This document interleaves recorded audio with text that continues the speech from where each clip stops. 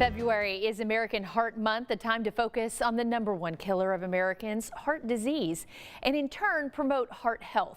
President Lyndon B. Johnson issued the first proclamation back in 1964, making this the 59th American Heart Month.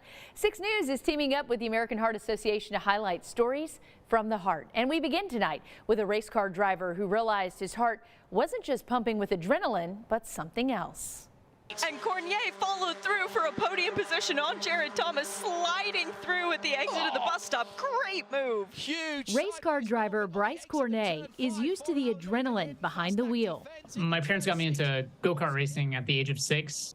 I used to play with die-cast cars all the time when I was very young, and watching NASCAR with my dad. But at 15, when he got back home from getting his racing license in Canada, he noticed more than just a racing heart. Upon returning is right when I started to feel actual symptoms for Wolff-Parkinson White.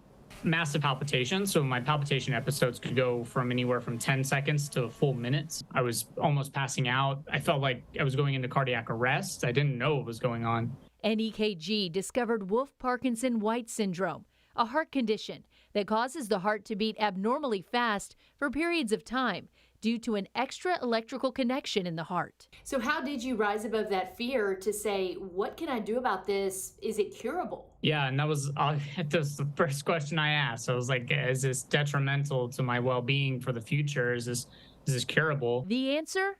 It is. He underwent 2 heart ablations, a procedure that blocks irregular electrical signals. Now he takes that fighting spirit with him in the driver's seat.